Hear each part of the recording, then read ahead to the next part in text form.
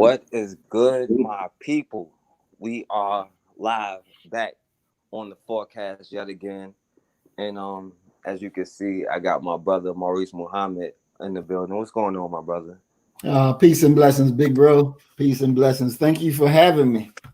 Oh yeah, of course, man. I appreciate you coming through. We gotta address this topic and kind of let the people come in a little bit. And we're gonna tap some phone calls in a little while, so you can call in and express your opinion about what's been going on. We see on the news, on Facebook, on everything. But first, my brother, I want you to go ahead and introduce yourself to the people. I know they already know who you are, but YouTube always attack your channel. I know especially, so let the people know how to find you. Yes, sir. Thank you, brother. Again, my name is Maurice D. Muhammad. Our YouTube channel is Maurice Muhammad _2. You can also find us on Facebook as under Maurice Muhammad. We're also on a website, Melanated People, and it's an all black website. You can post videos, same thing you can do on Facebook, but this one is strictly 100% just us. It's a beautiful website to get on, and I definitely encourage everybody to get over there, sign up, and be on that website as well, because at the end of the day, that we are all we got, and so we have to have places where we can say what we need to be, what needs to be said, and don't worry about them snatching our channels or removing our videos, because this is the information age. You need to get the right information. So I definitely implore everybody to go over there and support that site, support Melanated People, and load your content up on there. Especially you, dear brother, because it can definitely, your message is definitely needed on there like that. Yeah, melanated people. I gotta look into that. I haven't heard about that one. I appreciate that. I've been looking for somewhere to post these videos up. YouTube, they are on our channels. They Mhm. don't want to hear what we have to say, and especially probably not what we have to say tonight. And I'm pretty sure everybody's been seeing the rioting and everything that's been going on downtown. Well, in different cities or whatever. And I live in Richmond, and it's been going on in my city or whatever. And this is like a recycling thing we see happen over and over, time and time again, my brother. But I want to get your first reaction on, like, how do you feel about like the riots and like what's been going on? What do you think about it? Well, there's two things with that, really. One is it's necessary. It is a necessary thing. I prefer that they be destructive. I don't believe in peaceful protest. I don't believe in carrying a sign protesting at all. But if you're going to go out there to do that, then you should do it inflicting maximum damage. And I say that simply because we should know by now peaceful protest gets you nothing in America. It gets you absolutely nothing. So if you're going to go that route to protest, then you have to do it differently. You have to be violent. You have to be destructive. You have to be on point. You have to be organized in order to be effective with the things that you're doing, because it's very critical. It's very critical when the protests are out there. So when I first saw them, and the first thing that caught my eye was, one, that it's more white people out there than it is black people. All right. So knowing that, and then to see the extent of damage that is going on, then that lets you know that black people are not leading these riots. They just happen to be there. So you have the anarchists and the Antifa. They're the ones that come straight to the front line and deal. They're the ones that's bringing the destruction and bringing the carnage. And I know a lot of our people don't like it, but it's a necessary evil. And and people may find this strange what I'm about to say, but I'm glad they're out there doing what they're doing because it's needed to be done. It's a whole strategy that our people have to get able to understand because this is war. This is war. And in order to meet the enemy, you got to meet the enemy on that same level that enemy is going to meet you with. And that's what Antifa does. And so I'm actually glad that they're out there doing what they're doing. I just wish that our people would heed proper instructions so that they can be safe and be well informed and know what to do and what not to do. Yeah, my brother. You made a good point. You made a real good point. Now, on my channel, I talk about, I try to talk about every single race, war, riot, uprising, or whatever you want to call it. That's the kind of energy that I like to kind of want to fester. But like Mhm. you were saying, most of the rioting going on, or most of the destructive part, is the white kids out there burning stuff down. The black people might be out there still doing the peaceful protest thing, but most of the violence is coming from the white side. But of course, we're going to be the face of it, and they're going to put Mhm. Black Lives Matter everywhere, and Mhm. that's the only thing you're associated with, right? But they usually do take the reins in that thing.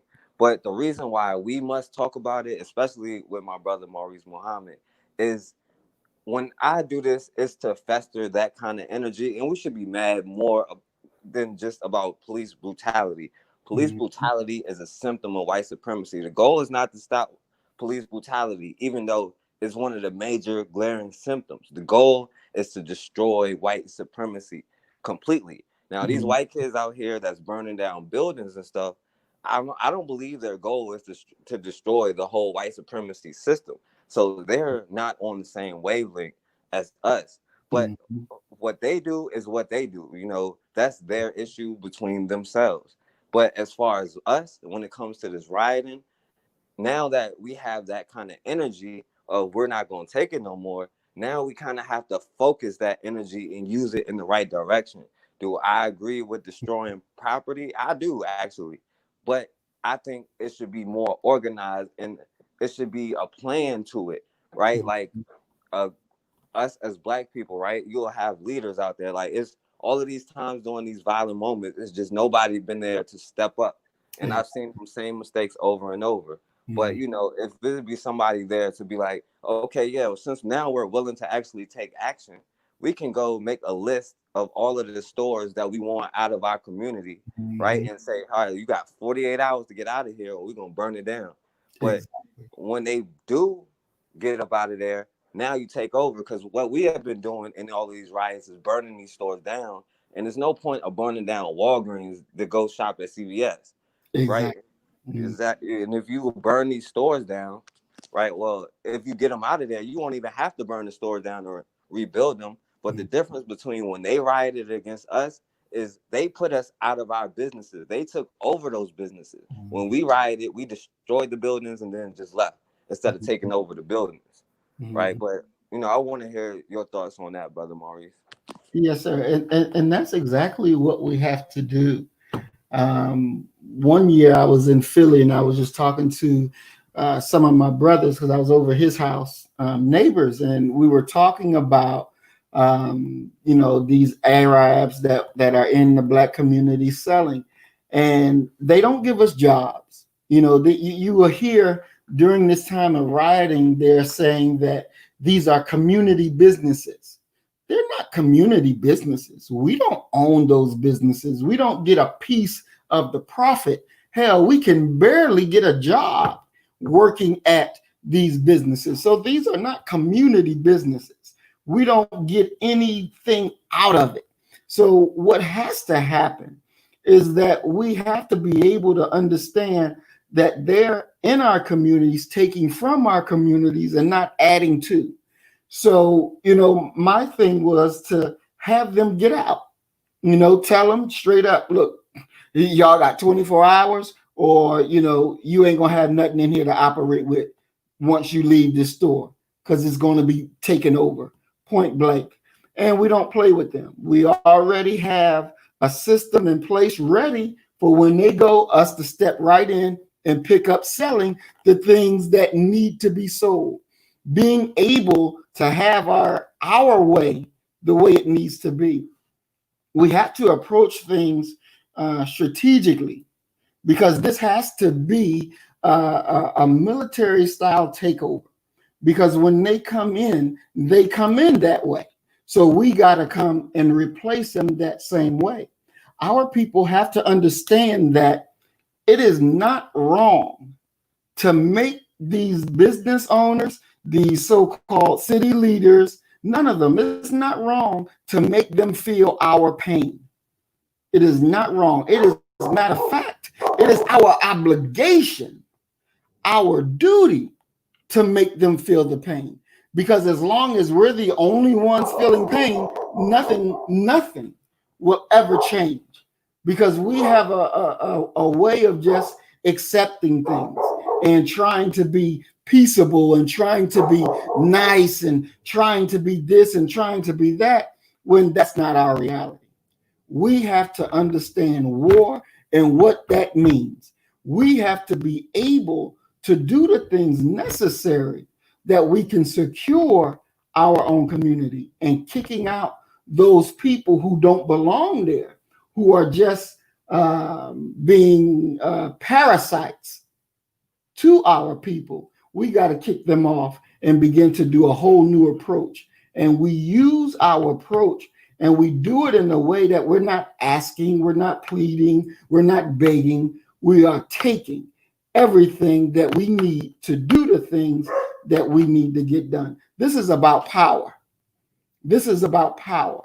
And we have to understand that and be able to do the things necessary so that we can secure this power and make it productive for us in our way. Yeah, you're absolutely right about that. It is definitely about power and it's about strategic moves. And the reason why I tell all of the stories of all of the race riots that have happened is because they usually have the same cycle. You know, the first couple of days, people go out and become destructive. The National Guard come in, they use tear gas, rubber bullets, and everything. Then after a few days, things calm down and everything goes back to normal, right? But the point is to focus that energy and to focus that anger into something that's more long lasting, something that will like make sure that this doesn't keep happening. Because as long as we just get frustrated and start burning stuff down, and not to say that it's us, but as long as we do that, right, then we'll continue to be in the same situation. Right now, it is a lot of these white kids out here doing it, but they're destroying things in the black community. But that's the issue I have when a lot of people say, black people are out there destroying their own community. Well, what community do they have? They don't own anything in these communities, right? It's a reason why they were attacking certain businesses. Most of those businesses they attacked were discriminating against them.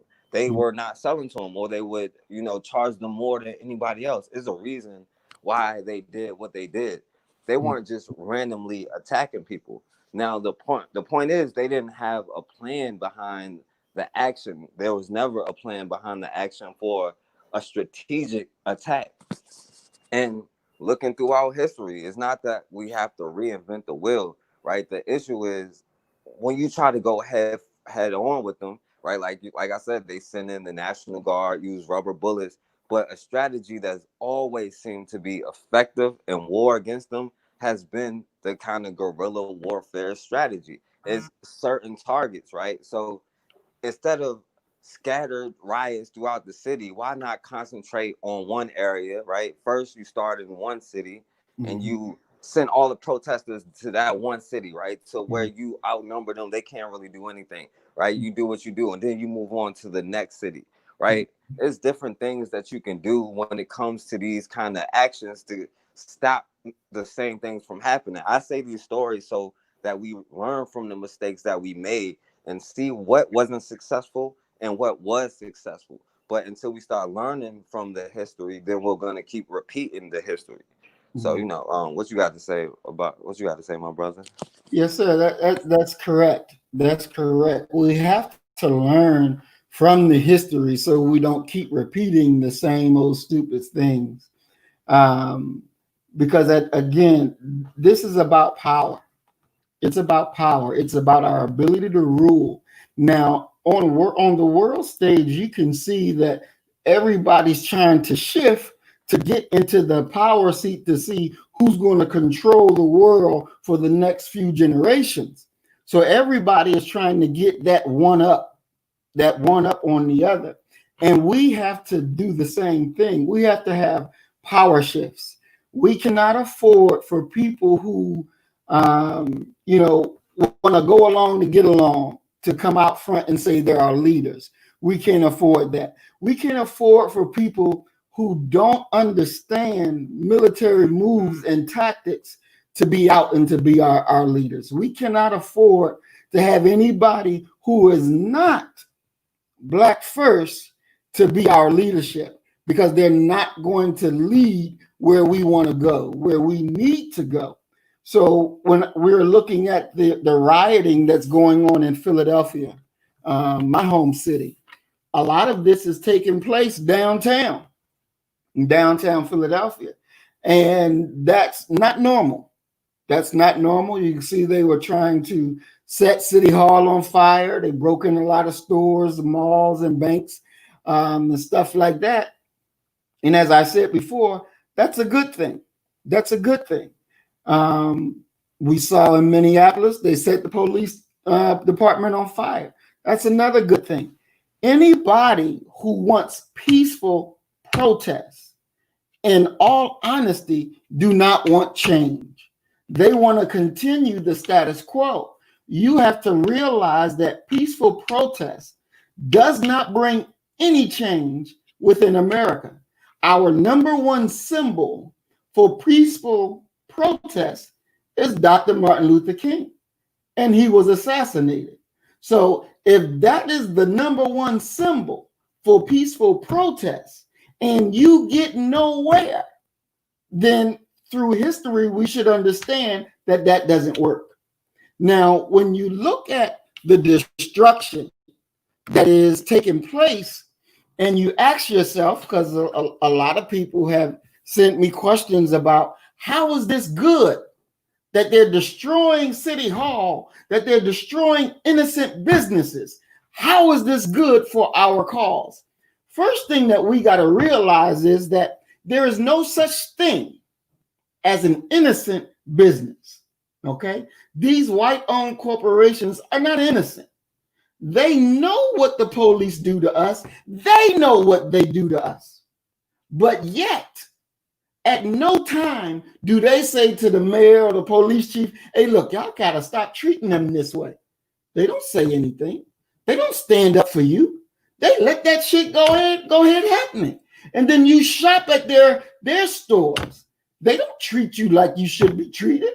They don't give you even the simplest respect and honor that a human being is deserving. So they don't give you that. They rob from you. They take from you. They misuse you. And they do these things willingly and knowingly. So when we see that their businesses now are being destroyed, we should not have sympathy in our hearts for them, because they have never showed sympathy in their hearts for us. They don't do that. They'll have these same old stores. They'll have low down, dirty food, rotten food in there. And then when gentrification comes in, then they'll start spending money and bringing nicer products and making the area more beautiful. But when it was just you in there, they didn't give a damn. So they're not innocent. City Hall is not innocent. The police get their instructions from City Hall. The different government agencies get their direction from City Hall. How do they treat you? How do they treat the areas in which we live, where there's dilapidated buildings and destruction there? And our people go from day in and day out of not having jobs, when only thing the city has to do is start infrastructure projects and giving our people jobs, right? They could do those things. They don't do it. They don't do it. They let you wander from pillar to post without jobs. Like they have no goal, they have no incentive to give you what you are due. See, in the movie Fences, and I'll close with this. In the movie Fences, the scene where Denzel's son says to him, "Why don't you love me?" And Denzel says, "What?" And the boy said, "Why don't you love me?" He says, "Look here. Do you eat the food I bring in this house?" He says, "Yeah." "Do you sleep under the roof that I provide?" He says, "Yeah." "Do you have the clothes and stuff that I give to you?" "Yeah." He says, "Why do you think I do that?" And he says, "Because you love me." And Denzel says, "It's my responsibility to you." He says, "I don't want you to be out here worrying about whether somebody liked you or somebody loved you. You need to be making sure they uphold their responsibility to you." And the governments of America, the federal, state, and city levels, have not upheld their responsibility to us. Our tax dollars we pay, but we don't get the same responsibility that our tax dollars demand that we should get.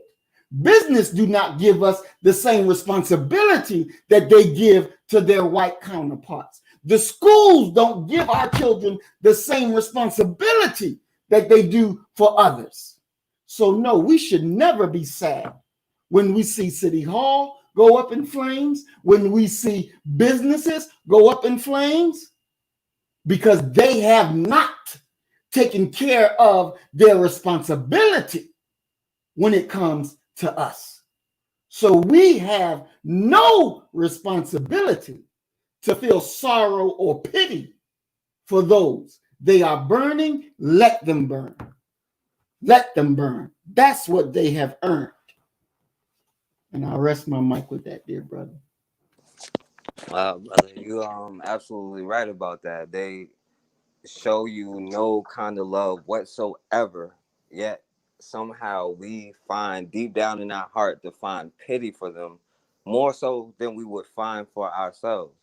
Mm-hmm. And like this, but like my brother was saying, all of these businesses, like this, like feeling sorry for City Hall, it's like we don't understand how City Hall was created in the first place. Not only do they not do those things for us, they go out of their way to attack us. They are Mm-hmm. sending us messages every single day, every time we do anything, or if we make any kind of action. That now they understand how violence isn't necessary. Now Mm-hmm. laws got to be passed, right?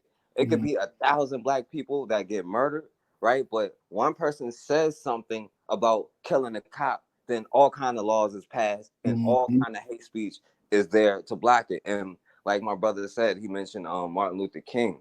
Every time the people are fed up and they get in this kind of mood where they're ready to fight back, and it's happened time and time again, because every few years for the last 400 years, it's been these kind of situations, right? The last time we remember when Michael Johnson shot up those cops, right? Mm-hmm. But every time the people get in those kind of situations, they look for black leaders, as my brother said, Martin Luther King, not to put him in that kind of light, but they look for black leaders to come in and calm the people down, to tell the people to stop rioting. There's another way to handle it through laws and legislation. Even though every single law passed has never really been in your favor unless it's to stop violence. Mm-hmm. But most of the laws are, they'll come back later and counteract whatever law they pass, right? They Mm-hmm. tell you they will give you the voters' rights if you stop, burning down the city. But you don't know that every 25 years they're still voting whether they'll give you the right to vote. So Exactly. we got to understand that this is a war, right? And they're Mm-hmm. always going to send somebody who looks like us to try to calm the people down with the promise that, they're going to be in a position where they'll be, but those people don't understand that, even if they are recognized by every white person in the world and respected, their children are not. Their grandchildren will not be, and they'll still be in the same system, and they'll still be having the same conversations, the same debates, Mm-hmm. right? And you had organizations like the NAACP, like back in 1934, they may have caused havoc, But by 1945, everybody understood what they were about. They understood they weren't about a black organization. And every time somebody got close to change, every time people started talking about violence, they came along and started telling you some peaceful stuff to kind of try to change your mind and change your direction. And once you calm down and you're peaceful, they kind of slowly start the same thing back up until you get upset again. And it's the same cycle over and over, right? But we have to find a way to break that cycle. We have to find a way to, you know, we have to realize we are all we got. That's why we have to stick together. That's one thing that this shows us. We have more unity than they like us to believe and that we see in ourselves. We just aren't at critical mass. But situations like this kind of push us towards that, and Exactly. it slowly evaporates the illusion of inclusion. But yeah, I want to hear what you got to say, my brother.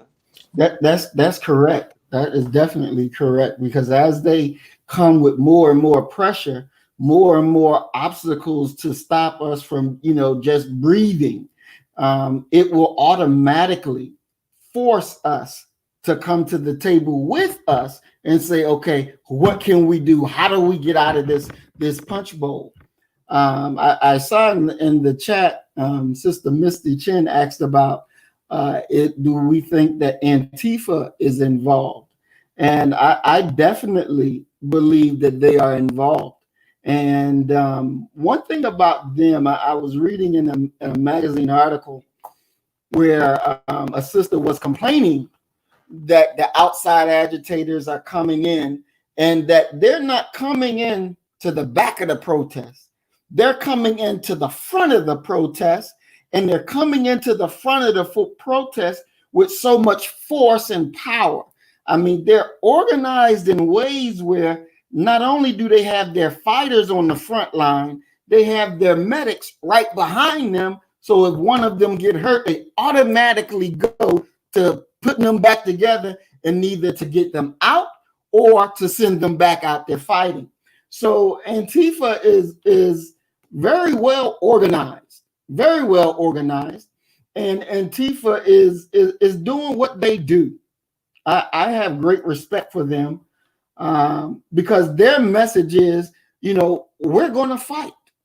Now, we should know that the reason they look at black issues and go, okay, well, we're going to go out and protest with them, it is not so much that they really give a damn about whether we live or die.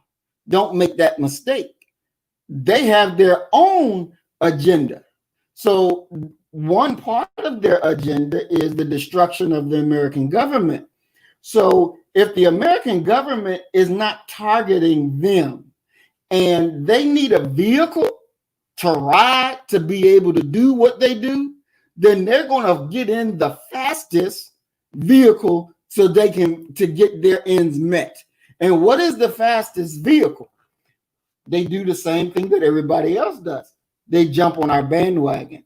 So they're using Brother Floyd's death to go out there and destroy things, which is part of their agenda, which it is to fight. They have a quote unquote anti-fascist platform, but I've always advised our people is to let Antifa do their shit, but you don't go join them. Don't you go join them. That's not your army. That's not your thing. You have to join our army. You have to be prepared our way, because that's their thing. You let them do their thing, and they'll do it the way they need to do it. Let them battle the other crackers. Let them do that. And then we come in and we do what we do in our strategic way, because we have to be strategic about what we're doing. We got to remember this as well. When the government came out with the BIE, right? And that was the thing that got a lot of people all afraid. Oh, they're going to label us this, they're going to label us that, and they're going to do this, they're going to do that. Look, I did a talk about the love of the BIE. If they're identifying you as a black identity extremist because you love your people, and that you're willing to do what's necessary for the securing of your future and your people, there's nothing wrong with that. Every race on this planet does that. So we have to understand that it's okay for us to do that, for us to turn away and say, I'm not going to claim this because the government is going to slap a negative label. To hell with that. We got to be able to see that they're not that important to us. Who we are and what we do, because we can guarantee what we're doing with through our unity of mission, our unity of purpose. It is what needs to happen. And we have to be self-funded. We can't allow for other people to fill our coffers, because when you allow other people to fill your coffers, then they're going to tell you what you can do and what you can't do. And we cannot allow that. We have to remain always self-funded. We have to remain always Black first. We have to remain true to our principles and our way and our method. Simply as that. And we cannot make a mistake because we see other groups doing activity that will benefit us. We can't make a mistake and say that that's our ally or that's our friends. We can't make that mistake. We can't make that mistake. We have to hold true to what it is, what we are about. And, you know, we went down to Mississippi last weekend, and we were visiting different cities. And brother, I'm telling you, some of these cities that we were in and our people, you know, they didn't even have masks. They didn't have masks. The government wasn't trying to give them anything. They were just left. Just left. Nobody even cared about what happens to them. Nobody cared about what happens to them. So we got to care about what happens to us, because we are in this for us and our way. And our way is not the same. When they had the Occupy Wall Street bullshit and came out with that, oh, it's a leaderless movement and all this foolishness. And I warned our people, stay away from there. Stay away. That's not us. They didn't give a damn about when we were suffering. We've been losing homes. We've been losing money. This ain't nothing new to us. So because it's new to them, that is happening to them, now they want to call us. It don't work that way. We got to stay true to who we are and what we do, and don't deviate for 1 second. Don't deviate for 1 second. We have to be able to be self-funded. We have to be able to be truthful about what we are about and what we're doing. And we have to be willing to destroy all of our enemies, all of them. So when Dr. Khaled said, kill them all, kill the women, kill the men, kill the cripple, kill the old, kill the young, kill them all. You got to understand that on a real level, because that's where it is. You let one survive, they'll keep multiplying, and they don't love you. They have no love for you. The only thing that they have for you is your destruction. And just to say to that cracker that's in the chat room, Candid Americas, or whatever the fuck your name is, trust and believe. I've seen the bullshit that you've put out, but we shall meet one day. We shall meet, and I swear to God, I'll cut your fucking head right off. Let you understand that. I'm not playing. I'm not playing at all. You try me. You try me. Give me your address. How about that? And we can meet. We can meet. Because I trust and believe.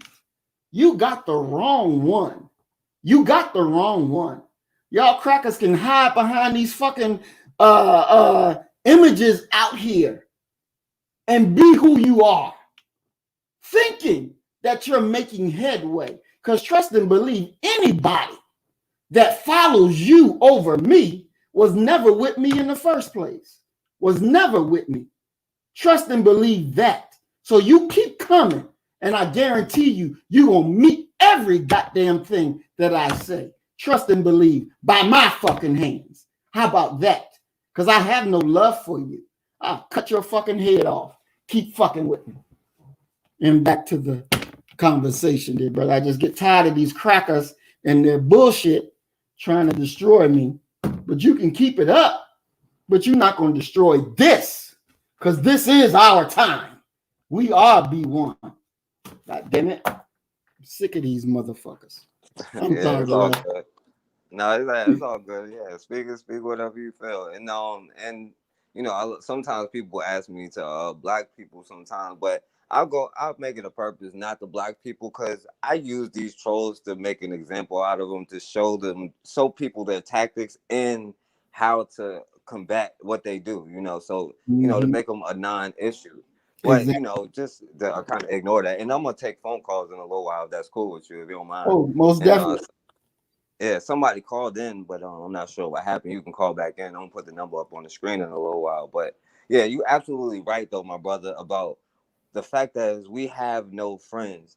And that's really a self-hate issue, because we look so much for somebody else to save us. We Mm-hmm. don't even think to look to ourselves to save us. We are the only ones that could possibly save us. But everybody knows it except for us. And they realize once we know it, it's a wrap for everybody else. And Mm-hmm. we have to understand that white supremacy is defined by black inferiority. Mm-hmm. And again, like I talk about all of these uprisings and all of these events where people were successful, because we have to understand that we think that we only see certain successful people, like the people they put in our face, like Martin Luther King. And like I Mm-hmm. said, I don't want to take nothing away from Martin Luther King, because at a point he started to get more militant, talking about we need to get this money. He started to expose all of that stuff. You know what I'm Mm-hmm. saying? So we have to realize that even the people that they put in front of us is a reason and a method behind their madness. We have to understand that all of this is a war strategy, and we can't be so self-hating or hate ourselves so much that we don't think we deserve to defend ourselves. We live in a country that spends more money than anybody on self-defense, and it's not Mm-hmm. necessarily to defend our rights, but to defend their right to rule over the world. Right? Exactly. They make sure other people stay unarmed, because they realize as long as they have the most firepower, nobody's really messing with them. Mm-hmm. But as a group, we have to realize that once we do have the firepower and everything we need, it's a reason why we always been the number one target of America, even at our lowest point. Their number one target has been us. So it's other countries with nuclear weapons, but the Mm-hmm. minute that we start talking about fighting back, now we're the number one threat to America. And we have to understand the power, not them. And I get it. They have put this image of self-hate in our heads so for so long that when we're born, all we see is images of us as criminals, us as thugs. Little girls told they're ugly, little boys told they're ugly, Mm-hmm. told they're bad. You know what I'm saying? Like this kind of thing has an effect on your mentality. And at some point you kind of feel like, okay, maybe I don't deserve to live as much, just like they say maybe the things that they say about me may be true. Maybe if I'm not here, that'll make the world a better place. But that is so far from the truth. But they need you Mm-hmm. to think that way.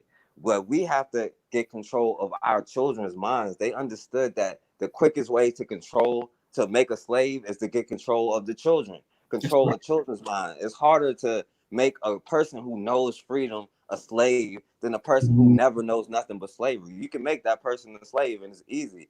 And in the reality, by this generation, all we know is slavery. People can say slavery was over all they want, but 1865 never abolished slavery. There's never been a law in America that has abolished slavery, right? And even the other part of the law, everybody knows that except for if you're arrested, you're a slave. But the whole it's like non-voluntary servitude. So that means if you volunteer to be a servant, you're still a slave. If you go sign the contract to go work a 9 to 5, you're signing up for slavery. That's voluntary servitude. You may get paid, but so did indentured servants. So what's the difference, right?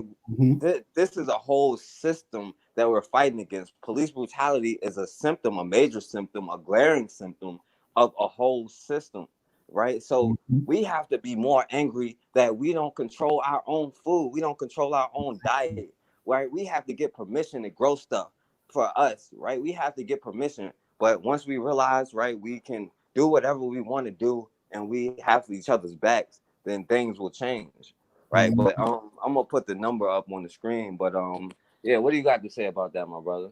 Bro, there's a saying that we've all heard, and it says, "Speak truth to power," right?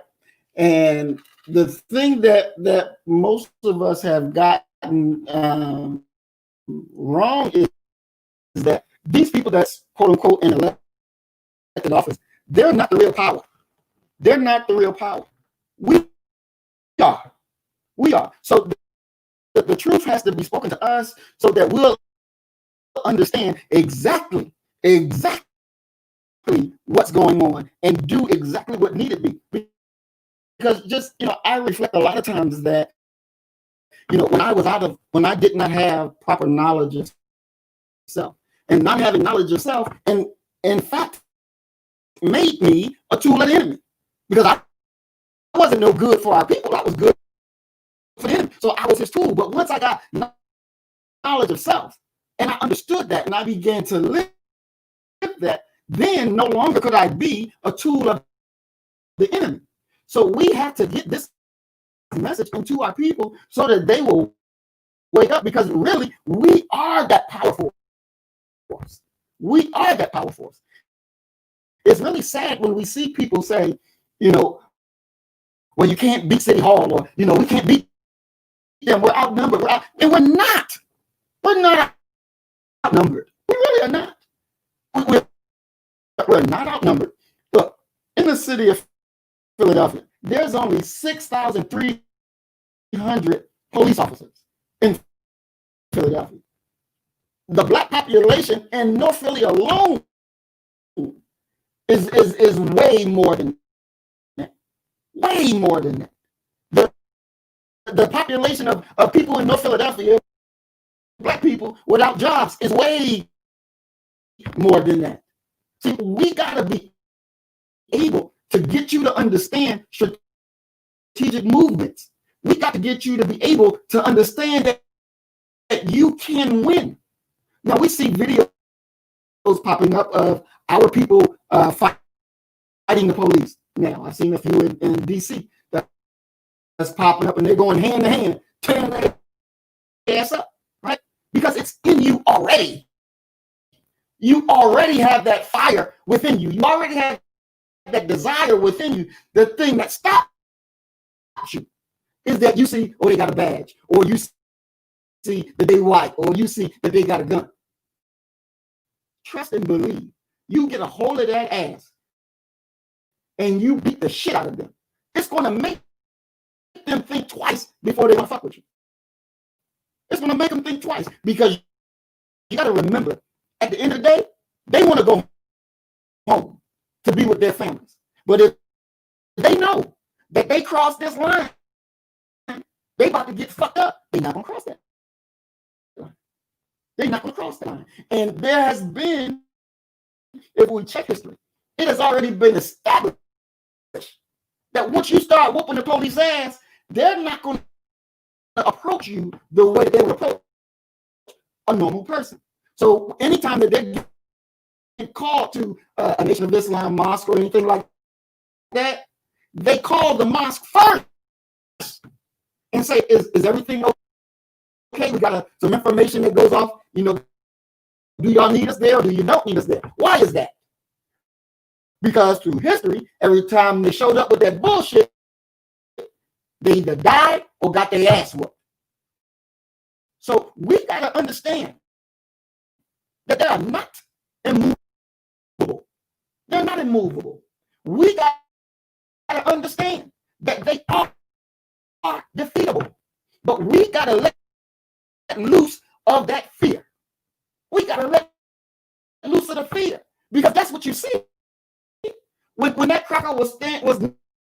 kneeing our brother on his throat. All it would have taken is one person to push him off. But because they're white and they're police, and they say, get back, then it's just like the overseer on the plantation. One cracker controlling 150 slaves. One. And all that cracker got is maybe a whip and one gun. But he's using control through fear. And you got to break that fear because that fear is illogical. It's illogical for you to fear them. You shouldn't. They're not worthy of fear. And that's, you got to understand that message. They're not worthy to be afraid of. Because in reality, once we whoop their ass, they're going to understand that we're not playing. And they'll treat us totally different because they don't want to pay the price.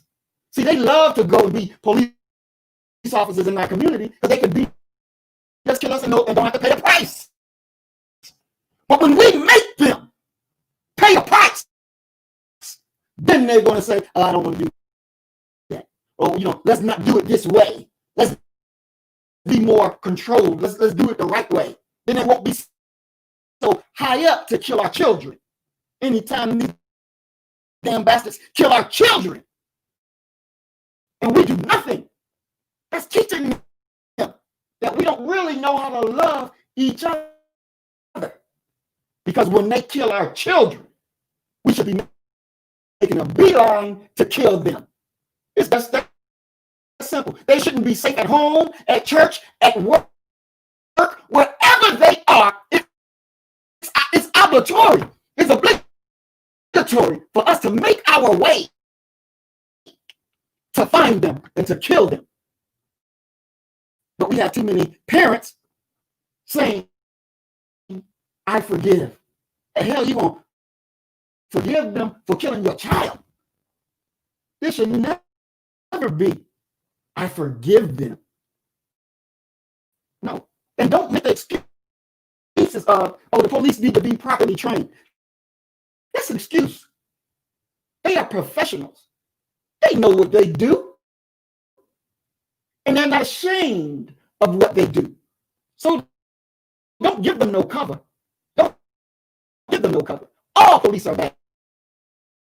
And none of them are good. And we say all of them are bad because if they were good, then they would have stopped the bad ones. But they turn a blind eye to that. Why we suffer? Why we suffer? Ain't you tired of suffering? Shit, I got children. And I'm tired of worrying about, is my son in South Carolina, is he going to be okay? Out there on his own, is he going to be okay? No, time's up for that bullshit. Time is up. We got to fight them. And we got to give them all the hell that they've earned. God damn it. And I guarantee you, you will feel so good after you start whooping their ass. You're going to feel good. Not only because you're doing the right thing, but our God backs you and whooping their ass. Because that's what time it is. And to the person in the chat that said, you got my address, come to my house then. Come to my house. Come to my house. And let's see you then. Do it. I dare you. I dare you. Come to my house and see what the fuck happened to you. Now, let's keep it 100. Come to my house. Nigga, you ain't know who you dealing with. Trust me, I'll teach you right. I guarantee you, your ass be leaving here in a body bag. Come to my house. Bring your noise and see what happened to you. I double dare you. Yeah, and I heard everything you said too, but your thing was breaking up a little bit, but I heard everything you said. But yeah, you're absolutely right. And you can call in. The phone number is on the screen. It's 804-601-4015. And yeah, to back up like some of the things you said, as far as all police are bad. Well, the police job literally is to hold up a system of white supremacy. When people talk about training, what do you think they're training to do? there's a reason why they always have the same methods every single time. And brother Roy O mentioned Lee Merritt. Like, I'll tell you the truth, if you pay attention to my videos going back forever how long, he's in like 85% of the videos that I've done. Like, and none of these cases he's ever gotten justice. And I don't really see how, if he's in a different state, you know, by the next week taking on a new case. But, you know, that's irrelevant. But either way, you know, like my brother was saying, as far as fear, like sometimes people say, you know, aren't you afraid? You know, people have been targets. Well, I'm more afraid not to do something than to do something, because I know if I don't do something, then they can come to my front door right now and kick it in and murder me and shoot me like 100 times, and they'll make it my fault and say I stole out of CVS one time and back in 2002. You know what I'm saying? So this is a whole system that we have to destroy, right? And there's different methods. And the brother said that we aren't doing anything, but you know, I can hear right now that stuff is going down in my city right now from where I'm at. I can hear blast or whatever. And I'll take a phone call and see what's going on. Phone. Hello. Hello, is this the Forecast Radio? Yeah. What's going on, man? How you doing, man? I'm good. You know, I heard about this uprising. You know, we black people aren't taking it anymore. You know, I noticed a lot. I noticed something like you don't hear the white churches like, you know, confront racism. You don't hear from any of the white Christian artists like Carrie Job, Cody Carnes, Toby Mac, or even Chris Tomlin or any other white Christian artists, because you know they know what is happening and they see it's happening, but they choose. It seems like to me they choose to do nothing about it. You know, I'm sure even the black Christians have reached their breaking point, and they're like, you know what? Enough is enough. I'm not about to forgive you anymore. We tried that, and you disrespected us, and you still disrespect us every single step of the way. We do everything you say, and you still disrespect us. You still disrespect us. It's like you don't matter to us. It's like we don't matter to you, even though we do everything you say. And did you hear about the mocking of George Floyd, about that coach? No. I think it was a white coach who did that, and you know he said, "Oh, I'm tired of playing the race card." No, you brought it on yourself, and we don't even have a race card. If anything, people who look like Cody have the race card stacked against us. I may have never had a racial experience, but you know I know it's happening, and I'm not about to stay silent about it. I may have never experienced it in my life, but I am so aware what's going on. It's like, what are the chances of it happening? Yeah, you're right. Well, yeah, thank you. I appreciate the call. You're welcome. Thank you. I know something. Whenever something happens to them, Hello.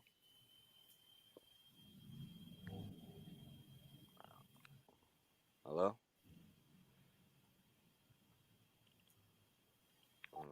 Well, anyway. Oh yeah. You got anything to say about the caller? Yes. Well, he talked about the coach who was making fun of our brother's death. I didn't see that video, but I saw a video my wife showed me earlier today where these cracker girls were making fun of our brother's death and, you know, acting like they were on the other's throat and saying, I can't breathe, I can't breathe. See, they think our death is funny. They think our death is funny. And it's because in their mind, they think that we're this, you know, docile people that, you know, let everything happen to us. See, they made them some mistakes because we're not that generation that believes in turn the other cheek. We're not that. That's not who we are. That's not who we are. And really, in all these people that showing these videos where the cracker come over to them and, you know, blah, blah, blah, this and, you know, treating them wrong. You make a mistake because you think that that's the majority of black us. And that's not.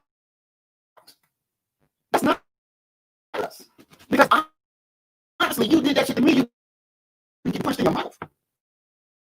Because who are you? You're nothing. And the minute that our people realize that trying to be civilized to a demon is not going to get you anywhere. They are demons. They're not humans. They are demons. So you can't use your human nature to civilize the demon. It don't work that way. You can't do that. You're wasting your time. One day, me and this video, I was getting prepared to do a program on it, and they were swapping things. And the black woman went to the crack house, and the white woman went to black people's house. The black woman had to civilize the husband and the cracker children. They were unfucking civilized, and she had to get them in order. And then the cracker went to the black people's house, and the dad was like, "Oh, no, you can't do that here. We got structure here. This is how we do." The cracker was like, "No, you children doing your damn thing. The children do it. There's no fucking rules. Uncivilized, savage as hell. We're dealing with a demon. The only thing that you should look to is the destruction of that demon and anything that rides with the demon. Understand that. This is war.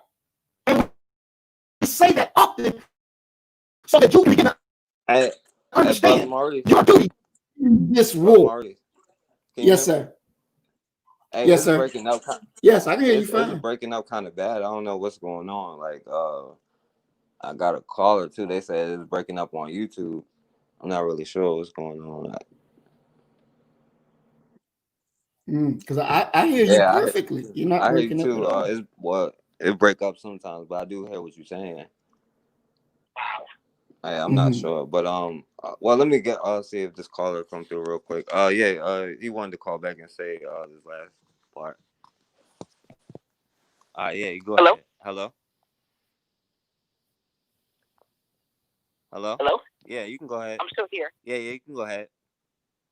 Anyway, I've noticed that a lot of those white Christian artists like Carrie Joe, Cody Carnes, they know what's happening. They know we face racism on a daily basis, but they don't talk about it. If we're all children of God, don't you think we will be treated equally and fairly in the system, in the society? Am I correct there? Am I missing something? Right. So why are we treated like second class or fifth class citizens as a collective? Sure, we may not deal with it on a personal level, but on a collective, we do. If it was a black cop who shot Cody in his own house, while he's in his apartment, you can best believe he would have gotten 25 to life. He or she would have gotten 25 to life. Or if it was Cody, who was choked to death by a black cop who said, "I can't breathe," white America would go buck wild. And you have those white Christians coming out, you name it. If anything, a lot of black Christians are fed up with the racism. Even they experience racism, and they're like, you know what? I'm sick and tired of forgiving these people. They don't care about our tears. We don't matter to them. We have to go another step further. Yeah, I agree. Even I have a hard time struggling with it, Yeah. And I had a white friend. He told me that Ahmaud Arbery was a criminal. And, first of all, he did not break into the house. And even if he was a criminal, so what? That does not give the McMichaels the right to shoot them. And the reason why I brought the Ahmaud Arbery case is connected. Am I correct? Yeah, definitely. But and you have those white folks. You have your everyday Cody and Carrie and Karen and Eric mocking the victim, and they think it's a joke. They laugh at our death. They think it's a joke at our expense. Yeah, we don't do that to we don't do that to them. We don't do that to them at all. No. We don't do that stuff when they die. We need to stop forgiving them until white America starts forgiving us. Maybe we will forgive them when they forgive us. But until then, we've had enough. We're done. Yeah, I agree. Last time I checked, love and forgiveness were supposed to be two-way streets. Am I correct? Yeah. Well, yeah. Let me let me take some more phone calls. I don't want to, kind of tie up the line. Okay. I appreciate the call. You can call back in later if I don't want to be on here too long, but you can call back later. I will. All right. Yeah. Did you want to address that, Brother Maurice? Yes. Two things that he said that I want to address. First, I wish I wanted to ask him. He said that white America has to forgive us. Forgive us for what? We didn't do anything to them. So I don't know what he was talking about there, but the other point was that they deal with us as a collective. And this is what we got to understand, because we say it all the time that no one individual will rise above the condition of our people. No one individual will rise above the condition of our people. And we got to understand that. So how they do one, they do one of us dirt down and dirty, they will do all of us dirt down and dirty. When Oprah Winfrey was in that store and they refused to serve her or whatever, call them no matter how much or how rich you are, in the eyes of the oppressor, you ain't nothing more than a nigga. But don't get to be an uppity nigga and they'll try to put you in your place. So what we got to understand is our ability to work together as a collective is the answer to solve all of our problems. To solve all of our problems. And if we work that answer, we will change the face of America overnight. Because it so easily can be done.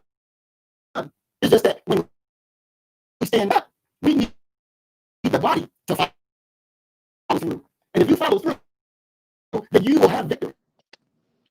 You will have victory. And that's something that we got to understand. So if the police is I think Sister Misty had talked about in the chat, the sister, and the brother police knocked the sister out in Baltimore. And I saw that video and it was very disturbing. And every black man that was out there should have got out of their cars and whooped those police ass. All of them should have got out, but they don't act as a collective. The best that they do is ooh, huh? So now what has happened is we have become the new spectator. We are becoming those white devils that stood around and watched us hanging with smiles on our faces.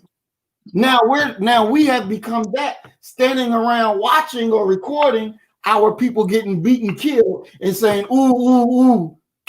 No, it got to go beyond ooh. Drop the damn phone and go whoop ass. It's just that simple. This is the challenge of our time, is to get involved.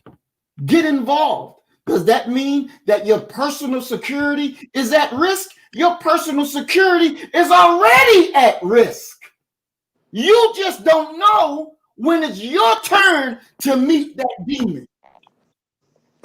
So if we can deal with it before it gets to you, then maybe we can stop it from getting to you altogether. That is the challenge of our time. We got to fight. We got to fight. Yeah, definitely. And the person that called in when the other person was on the line, you can call back, and anybody can call in. The number is on the screen, 804-601-4015. And I don't want to be on here too late, but yeah, my brother is absolutely right. It is our time, and we are still in the same war that our ancestors fought. Right? It is our generation's time for us to get over the hill, to put our children in a situation where they can build their own nation. Right? We are the generation that finally understands that, we finally get over the hill of destroying white supremacy, right? And we have to understand what we have to do, the things that we don't have to repeat what our ancestors did. They marched, they did. The only time we need to be marching is to pay tribute to our ancestors. That was their accomplishment. We have to start making our own accomplishments, leaving our own mark, doing our own thing, right? As far as, us as a people, right? We are in a position, right? A lot of people have said on here, and okay, I'm gonna take this next call.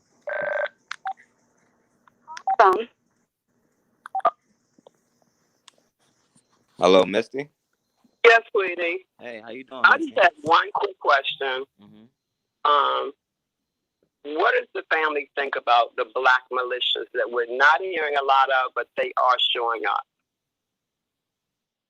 Brother Maurice, you want to answer that? Or?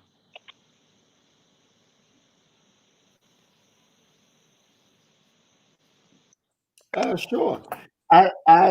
Me personally, I like the black militias, and I think we need more. And what really needs to happen is that we need to be able to work it together and have one unit with the different branches in whatever cities that they are, and then to begin to operate, and we operate the proper way, strictly the military style. Because in honesty, I'll just paint this picture. Because what should have happened, even in this case with our brother, what if I had a militia, if I had an army, if I was leading something like that, we would use our black ops, and we would show up at that cracker house, and we would get him. That's what needs to happen. We need to be able to make these same moves. We need our own black bag operations. These are things that we're going to every nation has these things, and it's what we need as well. And it's okay for us to say these things. It's okay. It may make other people uncomfortable, but this is a reality of what we need. We got proper training. I was in the military, trained very well. Was a trainer in the military. We got other people that have been in there and know the training. Now it's time to use what we've learned, not for the enemy's benefit, but for our benefit. Because when we begin to do moves like this, it protects the totality of our people, because it gives the enemy, well, I don't want to do that because I don't want to be able to pay that price. And see, as long as we can do that, it will make it safer for the rest of us. So we have to be able to build these militias, and we have to be able to work together. We have to be trained, and we have to be able to move out properly and do the things that need to be done. But I agree, we do need them. We need more. Right. I agree with that too, because the whole purpose of my channel is to build that kind of energy. Now, once we get the militia, the purpose is to move in the right direction. Right. My whole purpose is we had enough casualties, we had enough bloodshed. We got to get to a point where we suffer the least amount of casualties as possible. But at the same time, we have to be willing to do whatever we have to do, as Malcolm X would say, by any means necessary.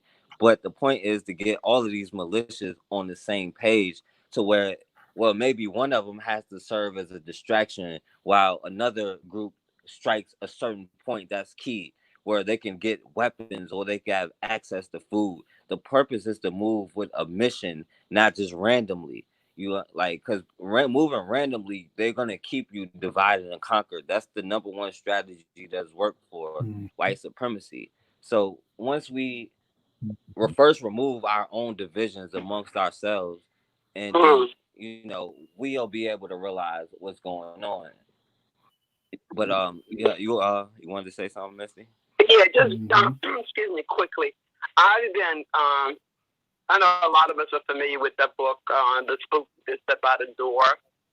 Well, there's a lot of spooks sitting by a lot of doors, and the fact that I know there's a real nasty, evil troll on this chat, I don't want to really expose too much, but there are some very strong, one in particular, and he don't give a damn.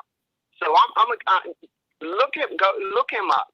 I think it's called NFAC, Not Fucking Around Coalition, and it's a lot of them, and they did go to McMichael's door. Of course, nobody answered. They escorted Ahmaud Arbery's mother to some particular places she had to go. So, I mean, you know, at one point, I didn't think there was anybody out there. I'm going to be perfectly honest with you. And these guys, you're strongly vetted. They will strongly vet you. But to be able, just to know that they out there and they exist, because I didn't think at one point there was nobody out there doing anything. Things are jumping on sporadically, you know, and a lot of blah, blah, blah.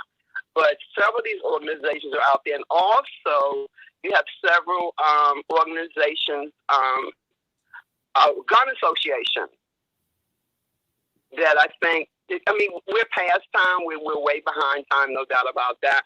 But there's training and things like that. When there was a video, too, someone just posted recently, when I mentioned the other day, get whatever you have to get, knives, bow and arrows, whatever, to protect your own. First law of nature is self-preservation. They had this cracker, got the crap beat out of him. They whipped his ass. And the cameraman asked him, cameraman said, well, what happened to you? He said, well, all I did was roll down my window and say, but all lives matter, and they just beat me. No. Somebody scanned the crowd. He was shooting at black people with bow and arrow, and they snatched him out of his car and they stomped a mud hole in him. And to the person that said, this is no longer time to turn any cheeks, we don't have no more cheeks to turn. We don't have nothing. They want more cheeks to turn. And the one thing I have learned over the last 10 years, tears, unfortunately, they don't run out. But tears won't help us do what needs to be done. And my brother Muhammad said, he has a family, he has kids. We all have kids, grandkids, whatever. My generation, we thought we had stopped it so you guys wouldn't be here. Obviously, it didn't work. And if we don't, like you always say, forecast, get on code. We're all we got. If we don't recognize and realize that, like you always say, set our religious differences aside. It doesn't matter when somebody got their foot on your neck, or they beating your ass, or they beating your mother in Walmart thinking she stole the TV that she didn't have a receipt for. But until we stand up and show out, they're going to continue to do this to us. And everyone is being beaten. Every black person is being killed. That's our family, and that's one less soldier on the field. Thank you so much, guys. One love. Thank you, Misty. One love. All right, yeah, you want to respond to that? Yes, sir. I mean, our sister is 1,000% correct. 1,000% correct. That's one less soldier that we'll have out there on the field. You know, and when we look at, I actually saw the video that she was talking about, and that cracker was saying dark people did all this to him, and you know, he got his ass whooped. He got his ass whooped, car set on fire, and that was appropriate. That was appropriate. We can't take it no more. We really can't. You know, you think about Walmart. How many of innocent people, our people, been killed in Walmart? Walmart never stepped up to the plate to say, you know, hey, this is wrong. This is, you know, let me do this for the family. Walmart don't give a damn about us. But we go to Walmart and we shop, but they don't fulfill their responsibility to us. No, so we don't owe them. We don't owe them anything. We don't owe them anything but an ass whooping. And when we understand that, because that's how America operates. If they don't like what you're doing, then what they're gonna do? They're gonna fight you and take your shit, right? Hell. We learned it from them. Let's give them what they earn. Let's give them what they earn. Because we have that ability to do. We have that ability to do, and they've earned it. Their time is up. Their time is up.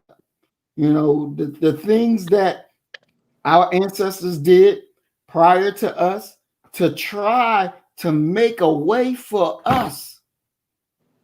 They did the best they could with what they had. And now it's on us.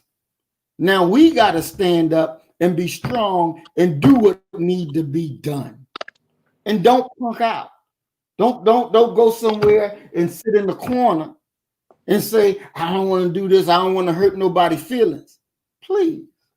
They don't give a damn about our feelings. They don't give a damn about our children. They attack, attack, attack, attack. Now it's time for us to put them to sleep.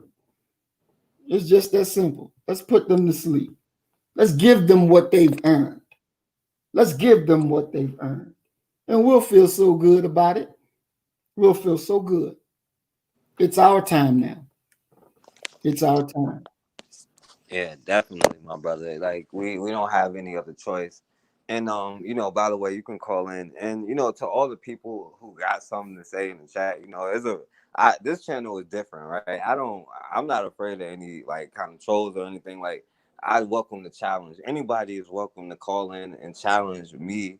You know what I'm saying? Like my brother is here. You got to respect my brother. You know what I'm saying? Like I'm not gonna let no disrespect to my brother happen, but you know, I see them as a means to an end. Generally, because most times they use white supremacy talking points, and one of the things I love doing is destroying white supremacy talking points. But the purpose of trolls and people being sitting in our community, and that's why we have to be wary of organizations that are still around today, because every single organization that is meant well for Black people and for you know for what we want to do, they have been infiltrated and destroyed, right? But for certain organizations that are still around today, we have to watch their agenda. All of this is war strategies. I understand that it may seem weird that or whatever, but I don't let people kind of take control of the topic or whatever. But the whole is a purpose behind everything, because we need to start understanding the tactics of white supremacy, right? The way that they try to infiltrate you, the way that they try to change you, especially in a time when you're talking about unity, because they understand that is the most important part. But we need to start understanding and seeing that as that's nothing but them feeling threatened, right? Everything that they say and do about other people is nothing but projection, and that's been the way it is since day one. They have shown up, they called the people savages in order to be able to sleep at night, right? They cut these people hands off and cut their tongues off and did anything imaginable if they didn't bow down and serve their God, their deity, or abide by their laws. And today they'll tell you, well, you should have just complied, right? And they never did anything to overturn the doctrine of discovery that said if they don't believe in the Christ that they believe in, they can take your land and do whatever they want to do to you, right? And that's the whole thing we're facing today, because what they'll say, well, the brother should have just complied. He should have just did what the cops said. It don't matter if he had his rights violated, if the rules was violated. It doesn't matter about any of that, because they still see you as a savage, right? They still have uh the um the uh the Dred Scott case. That's is still in effect, right? Because when have they ever said that you aren't 3/5 of a human? Can you show me any law, any legislation that said you are a full human? Right? We got to understand how they use the prison system. They'll ship prisoners from Florida to Ohio, so Ohio will have a higher electoral count, so they can put whoever they want in office. Not that it matters to us either way, because contrary to belief, there has never been a Black person as president. No person with two Black parents has ever been the president of America, and certainly nobody with a Black agenda has been the president of America. So why are we still on the front lines fighting for a country? If we would have put half of that energy into building what we want to build, to creating what we want to create, into protecting what we build, because we have built those things, we just haven't learned how to protect it, and that's what we need to learn, right? But we're afraid to challenge them. We're afraid to fight back. But I'm gonna rest the mic and let my brother say whatever he want to say. And that's very true what you were saying. At one point I was the national director of the Children's Foundation, Children's Foundation, and the CBC Congressional Black Caucus, they had their little convention every year. And so this one year, The organization paid for me to go and represent in DC, and it wasn't a cheap affair. I put it like that. It was pretty expensive. But we were in the little breakout sections, and Al Sharpton was there, and he was talking. And I'm listening to what he was saying, and I understand that, they're talking about future leaders and all this BS, but they were selling our people out right down the fucking river. And it was like, you want us to acquiesce to a system that's not for us, that doesn't work for us, that you keep every 40 years wanting to do a march on jobs and justice, and we ain't never crossed that line yet where we don't have to do this. And so I spoke up at the event, and they wound up calling the police and have me put out. But we got to know that these people, these type of organizations, do not represent us. They just don't. They don't represent what we need. See, when you think about quote unquote peaceful protests, and you want to be nice and hold your sign and picket and this, that, where has that ever worked? It ain't never worked. You never get nowhere off of that, because it's a system that was designed by the enemy to make you think you're getting somewhere that you're not getting. It's double talk, because they're giving you more conversation. Yeah, we'll continue to talk about it. When they kill us, the politicians say what? Yeah, we need to have a conversation. We don't need to have another conversation. Ain't nothing else that need to be said. I mean, when we think about that, the FBI dude at their press conference said, when I saw the video, I didn't really see anything illegal. That should have already told you right then and there the fix is about to be in. Here all of us see that they killed this brother, and he say, I don't know if I saw a crime. That's a problem. But see, this is what nonviolent, peaceful protest produces, for you to believe that and you to have another wasteful conversation. But when you take it up and say, no, it's nothing to talk about, I'm about to whoop your ass, then it's totally different. We see videos, or I saw a video where the National Guard was walking down the street and people were standing outside their homes, and they were like, get your ass back in the house. And the people just standing there. Next thing you know, they start shooting rubber bullets or paint bullets, whatever they were, at the people that were standing outside their house. Now, this is America, right? Land of the free, home of the brave. But yet, the National Guard come in and tell you, go back in your house. You ain't did nothing wrong. You're sitting on your porch. But you can't stay there now? So the National Guard has a right to shoot you to go back in your house? This is hypocrisy. This isn't real. So we got to understand that 3/5 clause, as you were saying, they never took it off the books. They never said, okay, we don't believe this now. It's still there. That's why you don't get no justice, because you keep begging an enemy to do for you what he's already told you, I don't want to do. If we think about the black police officer, Muhammad Moore, whatever his name was, who killed the cracker in Minnesota from running out in the alley dark, they said that he had a depraved mind, right? A depraved mind. He was just afraid. She scared him. She got shot. This nigga held our brother down with 3 other crackers on his neck, hearing him say, you're killing me, hearing him calling for his mother. But they don't know that that's a crime. That they didn't say that he has a depraved mind. Come on. We got to wake up to the game. and understand that we can't play by their rules. We can't play by their rules because it gets us nowhere. It gets us nowhere. We have our own way and our own responsibility to each other. When we say we are all we got, it's my responsibility to help protect you. It's your responsibility to help protect me. We are all we got. Let us not fail each other in our responsibility to each other, because the cracker needs for us to stay splintered, wants for us to fail our responsibility to each other. Let's not give them that kind of pleasure. We got to do what we know we got to do for us. For us.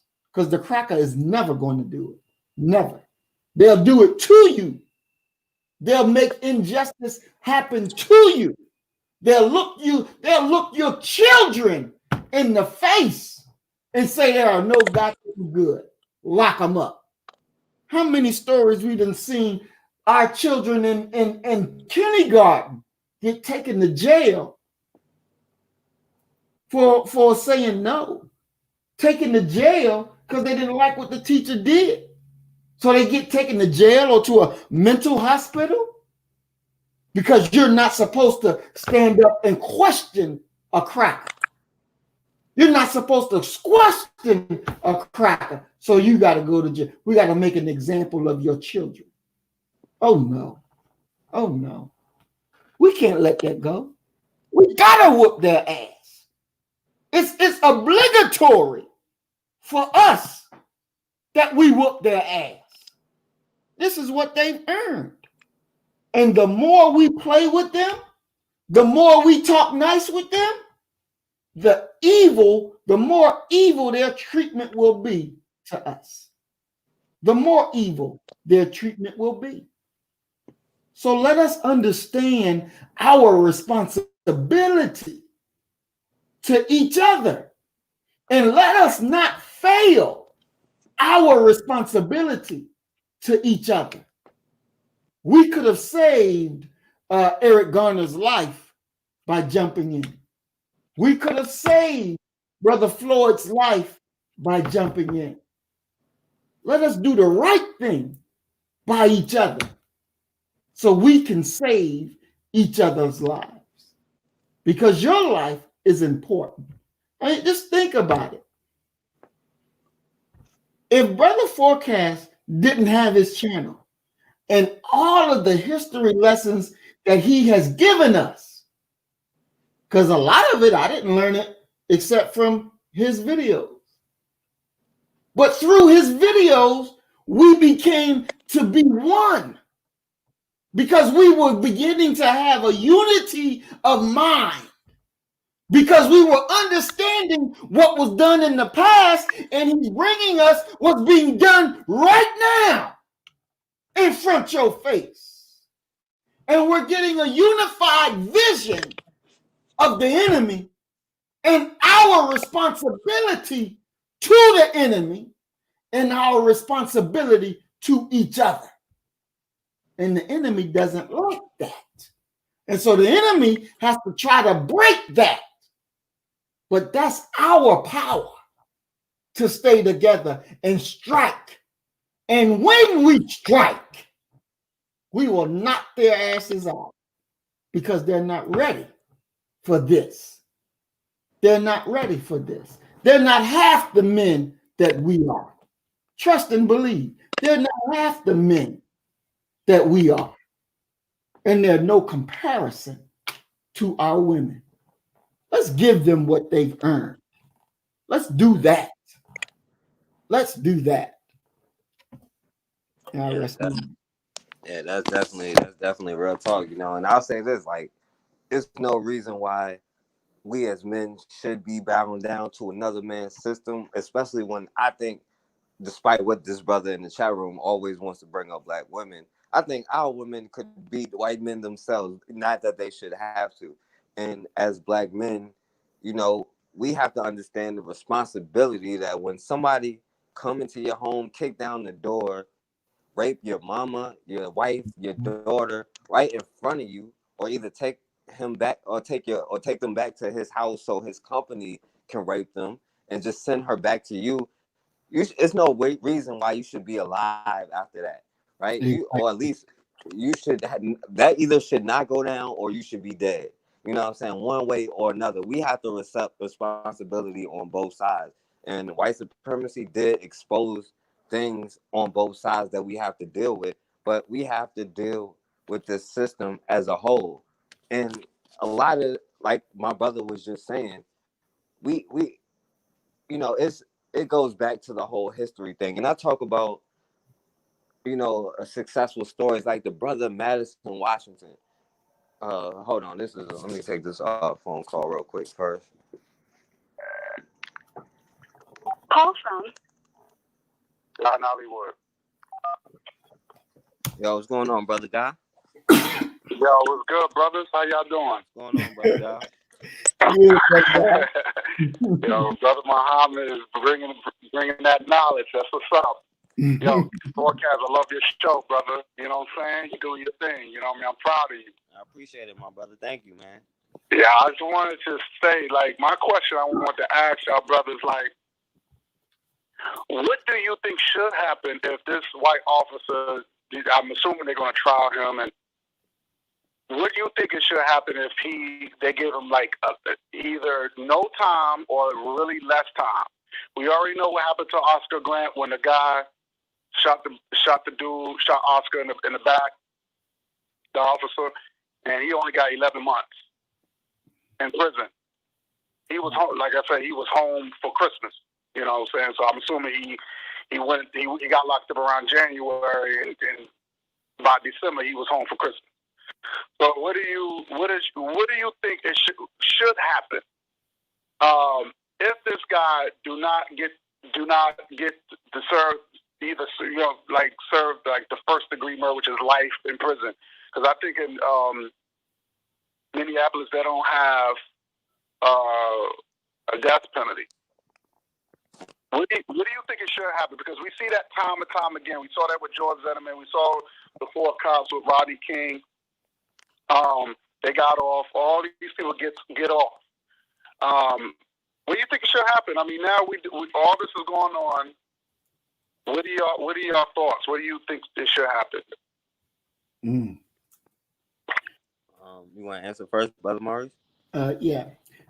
My thing is that he should be killed.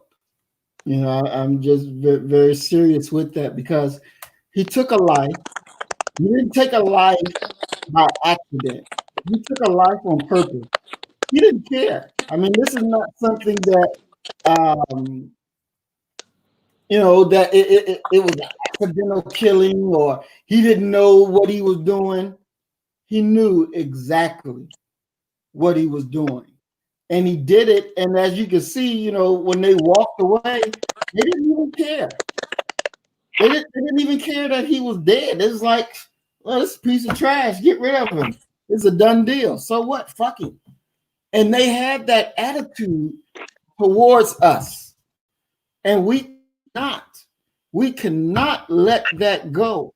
See, when we begin, because our God tells us the prescription for the slain is to kill them. It's to kill them. So if this is what they are doing to us, they are killing us. The government has no will to hold them accountable. So we got to hold them accountable. We have to kill them. It's just that simple. If it was my son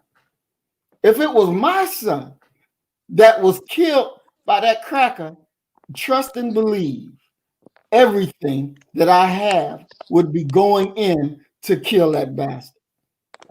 Ain't no ifs, ands, and buts about it. Everything. You will never hear me say, let's forgive or give some type of excuse. No, I'm coming to kill you. I'm coming to kill you.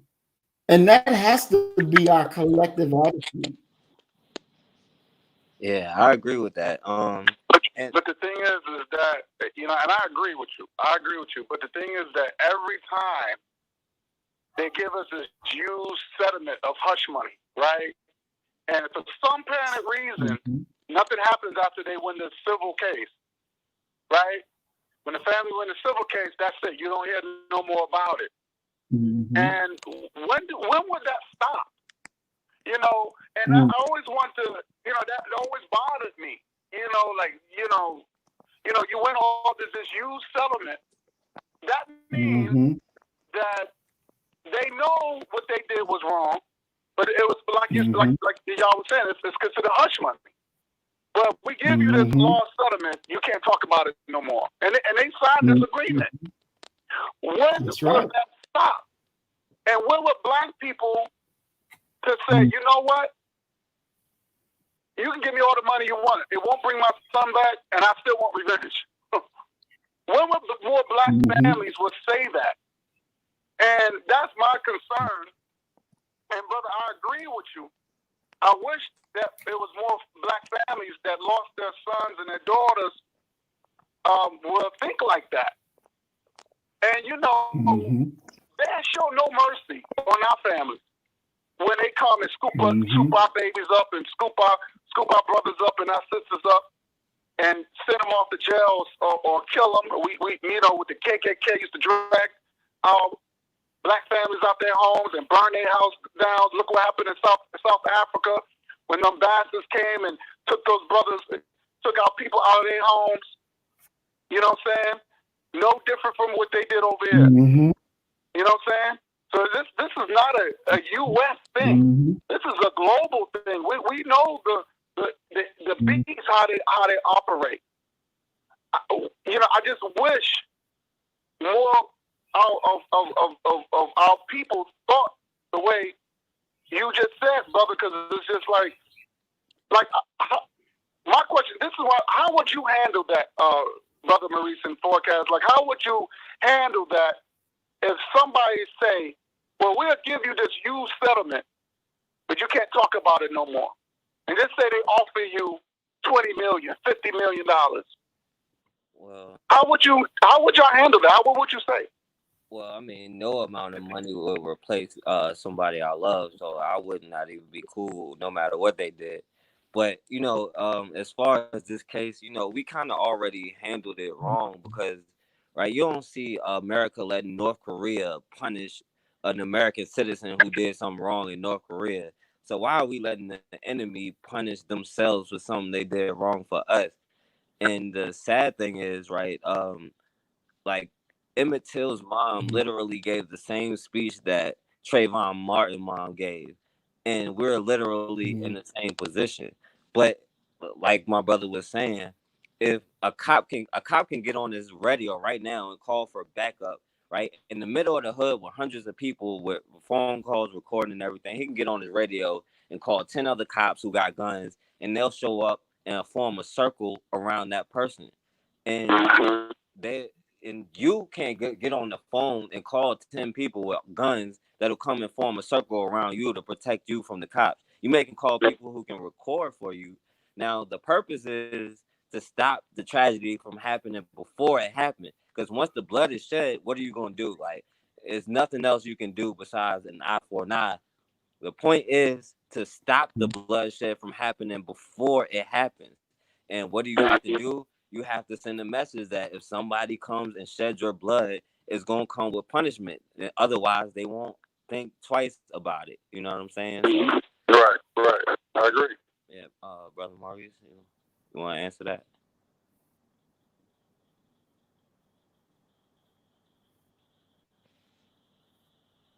You on mute, my brother.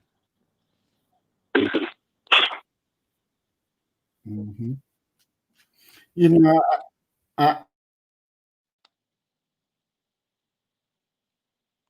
the blood money that they're giving is not just. Can you hear me now? Yeah, I can hear you. Yeah, I can hear you. Can you hear me now? Yeah, you good. Yeah, I can hear you. I can hear you, brother. Can you hear me now? Brother Marius? Yes, we can. Brother Marius, you can hear us? Can you hear me? I don't think you can. I can hear him. Okay, perfect. You know, that blood money. Okay, perfect. That blood money is no good. It's no good. You, you, you okay. You should never accept that money and be quiet. It don't work that way. You know, you have to be able to stand up for what is right. Now, I understand that most of our people don't have, that type of money. But you got to realize that they took your family away. They took your family member away. And so for me, you couldn't offer me that and think I'm going to be okay with it. And these ambulance chasers that Lee Merritt and Crump, they've made big time money because they're civil lawyers. They're civil lawyers. They're not criminal lawyers. They've got no family justice. And in truth, they are part of the problem. They are a major part of the problem. And it helps not us, it helps the enemy because it keeps giving them money. So even in that, this is how they make their paper. They're not really concerned with having it ended. They're not really concerned with having it ended. Because if it's ended, they ain't got no job no more. And this is what they went there for. So, we got to be able to make principled decisions and tell them, I'm not taking your blood money. I'm going to kill that cracker. Simple as that. Because that's what time it is. And see, when we able to do things and don't even have a word to be said, we work together in a collective manner and we move properly. Because this is what having a military, having black ops will enable program. We know how to rendition people. We know how to black bag their ass and take their ass away and deal with them. America deals with theirs. We got to deal with ours. So let us do these things because that is the only thing that will make us safe. When we start the black bag operation down, that will produce our safety, not this money, not getting paid this hush money. I mean, think about, do y'all remember the brother who the police was chasing and he was in the van and the van flipped over and he flew out the van and the police was whipping him. They beat him. He sued, got all this money. At the end of it, he only got $1,000 out of $300 and something thousand. The lawyers took the rest. He only got $1,000. They don't even make common sense. So it's not that we need more litigation. We don't need litigation. We need revolution. We need to rise up and whoop their ass. That's what we need because that's free.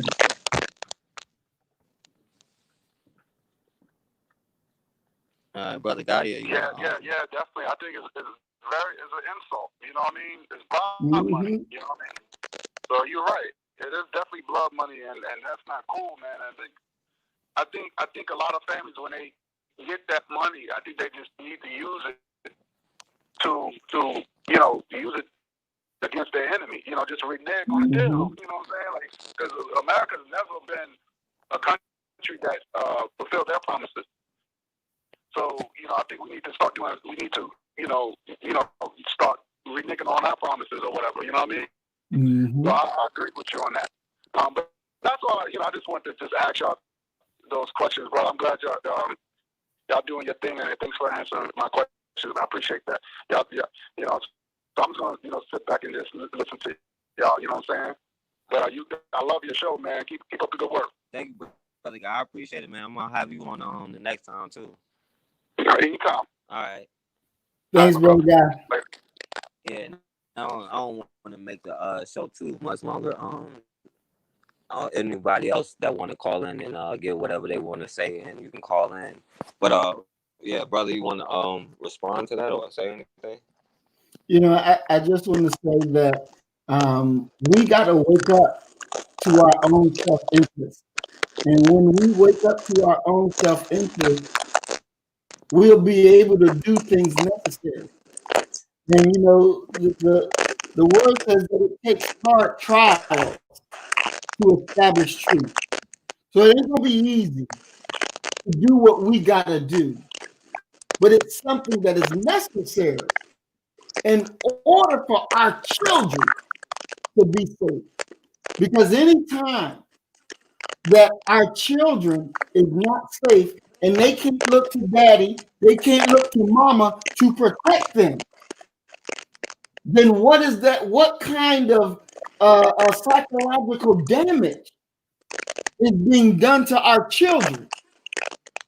And we have to protect our children by any means necessary. We have to protect our children, and we can't compromise that. We can't compromise that for no devil. So as the God says, why would you offer them, meaning the enemy, love when they're trying to drive you out? Have you no sense at all? I mean, you think about that. Why would you offer the crack of your love when they hate you? When they're trying day in and day out to get rid of you? And you've done nothing to deserve that type of treatment. No, no. Kill them all. To hell with them. It's our time, our way. And trust and believe when we accept our natural mindset and keep our duty to each other, we'll be a free and independent people overnight. And you'll love one another because you're doing good to one another. You can say, I'm my brother's keeper. I'm my sister's keeper. I got your back. And you can move out in confidence and destroy our open enemy. Because this is what you're born for. The total destruction of our enemy. And I rest my mic on that, big bro. Yeah, definitely. And we are about to wrap it up, but yeah, definitely. Like my brother God said, it's they violated treaties from day one, and us as a people from day one, we've accepted them with open arms, greeted them in, and every single turn, they've stabbed us in the back, did every single thing imaginable to our people, but still today we try to convince them and teach them about racism when clearly they understand it far better than we do. They created the whole system themselves. Of course, they understand it better than we do. But we have to understand the system. We have to understand our enemy, understand successful tactics, because going head up hasn't necessarily worked in history, right? Usually, the most successful tactic has been guerrilla warfare, where you surprise them by using nature. You use surprise attacks. You coordinate, right? But we have to get on code with each other before we can start to coordinate, right? While we're still having tribal differences, we're arguing about dumb stuff while they're able to. They argue about dumb stuff too, don't get me wrong, but they're able to understand how they can use whiteness as a weapon against us to keep us in our position. And we have to fight back. We have to use blackness as a way to unify, put aside whatever tribal differences we had, because that's been the only way they've been able to instill this. It's been people who come from different countries, speak different languages, have different religions, and they can't unify because they always have some differences, but they found a way to unify against us. So, if we can't find a way to make our children's blood being shed a way to unify, I don't know what it's going to take, right? It don't have to be some kind of religious thing. It could be because we don't want our mom to, you know, die of diabetes, you know what I'm saying? Because she didn't get the proper health care, because she didn't know any better, because we've been fed, or we only had access to the horrible foods like my brother was saying before. It's things like that why we need to unify. Now, my brother, did you want to go ahead and say anything or get everything you wanted to say off or whatever it is?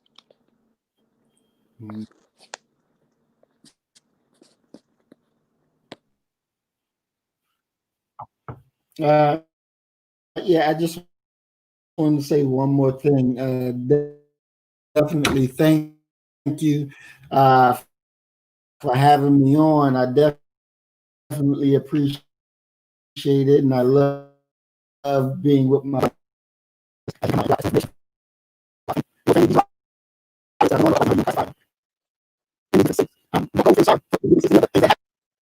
Let them happen.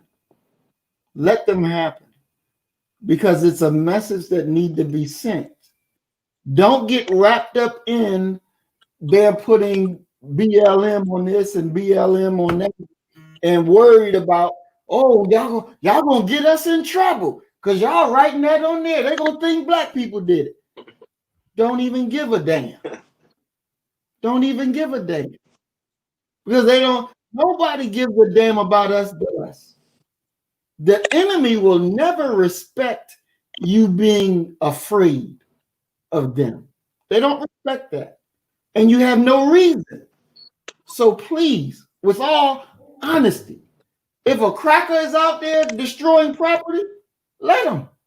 Don't get involved in it. Let them do this. Let them destroy that shit. So what? Let them.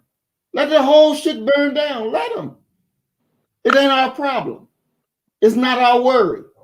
Let them do their thing. But you remember your responsibility to your brother and your sister. Let us be really united so we can do the things necessary for the security of our people. This is a war that we are fighting that we have to win. And remember, the government's own words said the most important revolution here is the Negro Revolution. And if it's successful here, it is a sign of what can happen throughout the world. So the government of America has to make our revolution fail. Has to. But we have to make it successful. And our unity is the key that binds us, and we will be successful. You just got to get over your fear of the cracker and trust and believe. You should have a war mindset 24/7. That's my mindset 24/7 because I know this is that reality. And I'm looking not so much to give my life, I'm looking to take life. I'm looking to take life. And that's how we got to be because they're looking to come and take our life. No, nigga, you come this way and you're going to leave in a body bag. It's just that simple. It's just that simple. This is the demand of our time to fight. Don't let them punk you. You stand up and be a man and be a woman. Don't let them punk you. It's our time now. You can tell all of them to go to hell. Yeah. And I thank you, dear brother. Yeah, definitely, man. It's definitely our time. And, I like to end on like one of my favorite revolt uprising kind of stories. And, it was the brother Madison Washington. I mentioned it before, but, it's one of my favorite stories. This brother escaped slavery for the first time, made it up to Canada. But, his wife and kids and his family was still in slavery. So this brother literally armed himself, put machetes and stuff inside of his coat, went back down to Virginia to go free his wife, right? But he got caught when he was trying to get her. So, they chained him up and they were going to send him and like 100 other slaves from Virginia to New Orleans or something like that, right? But on the ship, this was, and mind you, this was the same year as Amistad, but they teach you the Amistad story because, they're on there talking about give us free. But this brother took his freedom, and there's a difference, right? So this brother led an uprising on the ship, killed every, slaver on the ship, then sailed the ship over to Africa and freed like 100 and some people or whatever. Then he got arrested and, I guess he went to court or went to trial, but he beat whatever charges it was. And he ended up, being free back in Africa and freeing 100 some people and still having his wife. Right now, this is like a real story of a real brother who fought back against white supremacy, and there's millions of success stories. We as a people have to start realizing the success that we have and start cherishing the success we have. Right? We haven't told you anything George Washington haven't told America, and they put his face on a mountain. Right? Mm-hmm. What did he tell America? To defend yourself, and they were fighting over taxes, let alone people being killed. Right? So if Exactly. our people are being killed, what is stopping us from doing what we have to do to achieve the goals that we have to achieve, especially when it's our children and they can literally grab you up, right, and harass you for 15, 20 minutes, right? And if you talk back, they can say, well, you assaulted a cop and arrest you and charge you, and you'll probably be convicted. So, this is an entire system that we're fighting. And when we start getting that energy to be ready to fight back, to destroy buildings, it's not that we have to just carelessly or recklessly go out there and start rioting or burning stuff down. It's about having strategic plans to target Mm-hmm. strategic areas at strategic times, whether it be Mm-hmm. creating distractions so we can go, take the firearms that we need or whatever the case may be. We just have to start being collective and having communication amongst Mm-hmm. ourselves. And that's been the destruction. That's why you see the trolls today. And I'm not just saying in my chat room, but everywhere. And why they take my brother's Mm-hmm. chat room or channel down on YouTube, and why they target our channel, because they understand communication is a problem.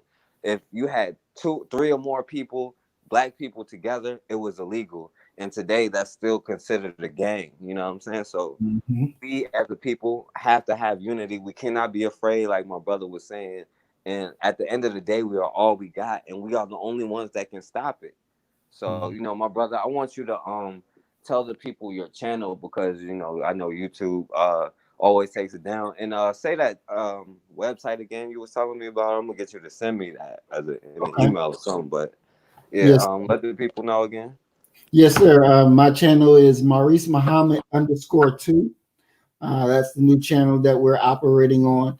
And then that all black social network site is melanated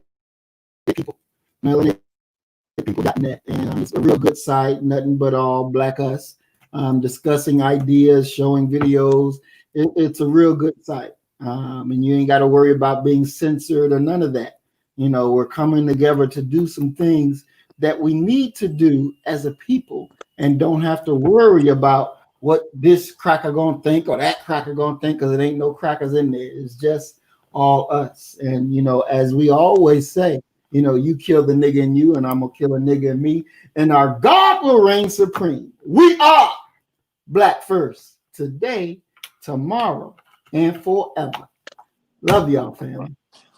All right, my brother. And oh yeah, say that website one more time. Missy said it was breaking up the last info. Oh, melanatedpeople.net. Melanatedpeople.net, man. Make sure Mhm. y'all check it out. I'm gonna check it out. Maybe I'll try to put my videos up on there. And Mhm. definitely subscribe to this channel, because we'll have a lot of conversations like this with powerful brothers like Maurice Muhammad. Subscribe to the backup channel, because you'll definitely get all the videos you're used to, even though YouTube always takes down my videos. But hopefully, it'll work out with this channel my brother is on now, and I'll be able to get y'all the videos. But make sure you subscribe and stay tuned and all of that stuff. And like all the videos, and subscribe to my brother channel. And I don't know why YouTube always kind of messes up the stream when I have my brother on. I don't know what's going on. They seem to be scared, but I take that as a good thing. You know what I'm saying? When they start targeting you, that means you're doing something right. So, I Mhm. appreciate all of that. But as always, man, we have got to start standing for something, or we're gonna keep falling for anything.